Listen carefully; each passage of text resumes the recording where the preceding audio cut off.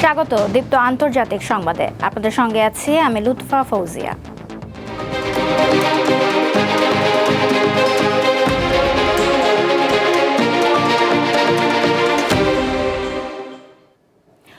শুরুতেই গাজা প্রসঙ্গ। ফিলিস্তিনি গোষ্ঠীগুলো সংযত থাকলেও গাজায় ইসরায়েলের হামলা চলছে। তবে যুদ্ধবিরতিতে অংশ নেয়া দুই পক্ষকে তাদের প্রতিশ্রুতি মেনে চলা এবং সংযম প্রদর্শনের আহ্বান জানিয়েছে মধ্যস্থতাকারী দেশ যুক্তরাষ্ট্র, মিশর, কাতার ও তুরস্ক।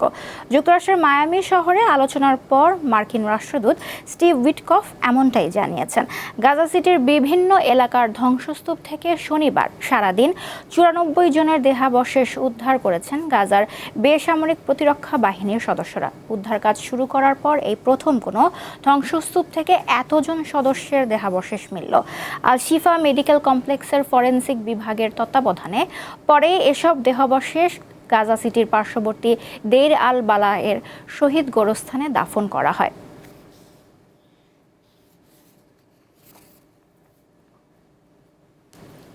দক্ষিণ আফ্রিকায় বন্দুকধারীদের হামলায় অন্তত 10 জন নিহত হয়েছেন, আহত হয়েছে 10 জন। জোহান্সবার্গের বাইরে একটি পৌরসভায় অজ্ঞাত বন্দুকধারীরা এ হামলা চালিয়েছে বলে নিশ্চিত করেছে পুলিশ। কী কারণে হামলা চালানো হয়েছে সে বিষয়টি এখনও স্পষ্ট নয়। এক বিবৃতিতে পুলিশ জানিয়েছে বন্দুকধারীরা রাস্তায় এলোপাতাড়ি গুলি চালিয়ে লোকজনকে হত্যা করেছে। দক্ষিণ আফ্রিকার কয়েকটি প্রধান স্বর্ণের খনির কাছে অবস্থিত বেকার্সডেলে এই হামলার ঘটনা ঘটেছে।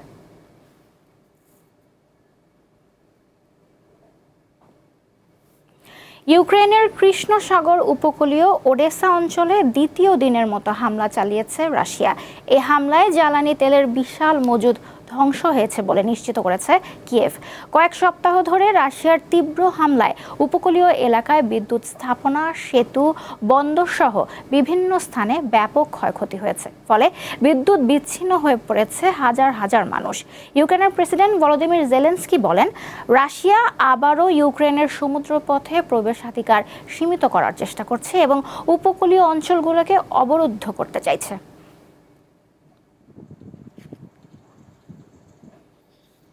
এগারো দিনের ব্যবধানে ভেনেজুয়েলার আরও একটি তেলবাহী ট্যাঙ্কার জব্দ করেছে যুক্তরাষ্ট্র। যুক্তরাষ্ট্রের স্বরাষ্ট্রমন্ত্রী ক্রিস্টি নোম শনিবার এ তথ্য নিশ্চিত করেছেন। তিনি জানান, দুটি কারণে ট্যাঙ্কারটি জব্দ করা হয়েছে। প্রথমত, যুক্তরাষ্ট্রের নিষেধাজ্ঞা থাকা সত্ত্বেও জ্বালানি তেলের বাণিজ্য চালিয়ে যাচ্ছে ভেনেজুয়েলা, এবং দ্বিতীয়ত, তেলবাহী ট্যাঙ্কার জাহাজগুলোকে তেল পরিবহনের পাশাপাশি মাদক পাচারের জন্য ব্যবহার করে ভেনেজুয়েলার সরকার। শনিবার ভোরের দিকে ট্যাঙ্কারটি জব্দ করা হয়। 10 ডিসেম্বর প্রথম জাহাজটি জব্দ করা হয়েছিল।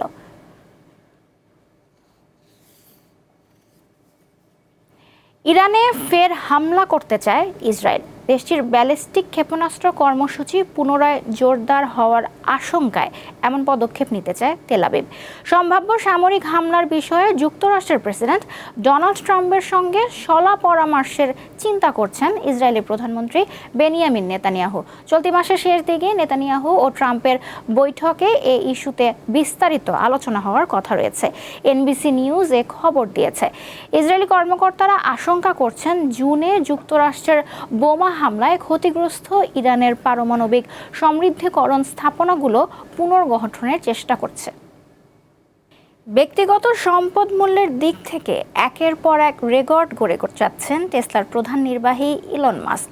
এবার ইতিহাসের প্রথম ব্যক্তি হিসেবে তার সম্পদ মূল্য $749 বিলিয়ন দাঁড়িয়েছে। ফোর্বসের বিলিয়নিয়ার সূচক অনুযায়ী ডেলাওয়ার সুপ্রিম কোর্ট টেসলার শেয়ার ভিত্তিক পারিশ্রমিক চুক্তি পুনর্বহাল করায় মাস্কের মোট সম্পদের পরিমাণ বেড়ে দাঁড়িয়েছে $749 বিলিয়ন। গত বছর বাতিল হওয়া এই শেয়ার অপশনের মূল্য $139 বিলিয়ন। 2018 সালে করা মাস্কের পারিশ্রমিক প্যাকেজটির মূল্য একসময় ছিল $56 বিলিয়ন। তবে নিম্ন আদালত সেটিকে বাতিল করেছিল। শুক্রবার ডেলাওয়ার সুপ্রিম কোর্ট সেই সিদ্ধান্ত উল্টে দিয়ে প্যাকেজটি পুনর্বহাল করে। বলিভিয়ার টোরো টোরো ন্যাশনাল পার্কে প্রাগৈতিহাসিক যুগের ১৬,০০০-এরও বেশি ডাইনোসরের পায়ের ছাপ পাওয়া গেছে। জীবাশ্মবিদদের মতে এটি এখন পর্যন্ত আবিষ্কৃত বিশ্বের সবচেয়ে বড় ডাইনোসর ট্র্যাক সাইট বা চলাচলের পথ। এই পায়ের ছাপ থেকে ডাইনোসরদের অদ্ভুত আচরণ সম্পর্কে জানতে পেরেছেন গবেষকরা। ৩টি আঙুল, ধারালো নখ, পৃথিবীর ইতিহাসের অন্যতম বিস্ময়কর প্রাণী ডাইনোসর। বর্তমানে ডাইনোসরের অস্তিত্ব না থাকলেও বিশালকার এই প্রাণী নিয়ে মানুষের কৌতূহলের অন্ত নেই। এখনও প্রায়শই পৃথিবীর নানা প্রান্তে ডাইনোসরের জীবাশ্ম পাওয়া যায়, আর এসব নিয়ে চলে নিরন্তর গবেষণা।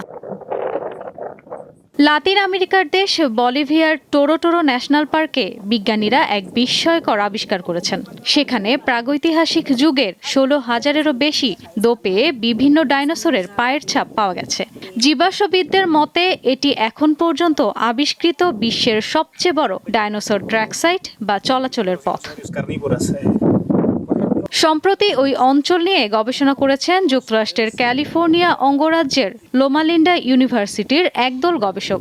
সেখানে খুঁজে পাওয়া ডাইনোসরের পায়ের ছাপগুলোর মধ্যে ছিল ভয়ঙ্কর মাংসাশী টিরানোসোরাস রেক্সের পায়ের ছাপও। সম্প্রতি গবেষণার ফল বিজ্ঞান বিষয়ক সাময়িকী PLOS 1-এ প্রকাশ করা হয়। ন্যাশনাল পার্কের প্রায় ৭,৪৮৫ বর্গমিটার এলাকা জুড়ে এই পায়ের ছাপগুলো ছড়িয়ে আছে। বিজ্ঞানীরা জানিয়েছেন এই এলাকাটি ছিল ডাইনোসরদের চলাচলের একটি ব্যস্ত রুট, যাকে ডাইনোসর ফ্রিওয়ে বা মহাসড়ক হিসেবে অভিহিত করা হয়েছে। বেশিরভাগ পায়ের ছাপ দেখে ধারণা করা হচ্ছে এই পথটি আর্জেন্টিনা, বলিভিয়া এবং পেরু পর্যন্ত বিস্তৃত ছিল। ৬ বছর ধরে এই গবেষণা করেছেন বিজ্ঞানীরা।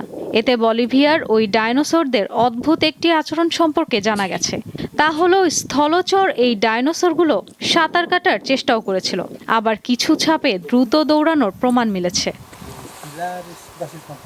বেশ কিছু চলার পথে ডাইনোসরদের লেজ টেনে নিয়ে যাওয়ারও দাগও পাওয়া গেছে। প্রায় ৬ থেকে ১০ কোটি বছর আগে এই অঞ্চলটি কর্দমাক্ত ছিল, আর সেই নরম কাদার ওপর দিয়ে দুই পায়ে হাঁটা মাংসাশী ডাইনোসররা চলাচল করত। সময়ের বিবর্তনে সেই কাদা পাথরে পরিণত হওয়ায় পায়ের ছাপগুলো রয়ে গেছে। ইশরা ছুমা, দীপ্ত বার্তা কক্ষ। এই ছিল দীপ্ত আন্তর্জাতিক সংবাদে। আমাদের পরবর্তী আয়োজন বিকেল ৫টায় জেলার সংবাদ দেখার আমন্ত্রণ রইল। এছাড়া দেশ বিদেশের তথ্য জানতে চোখ রাখুন দীপ্ত টিভি ডিজিটাল প্ল্যাটফর্মগুলোতে। ধন্যবাদ সবাই।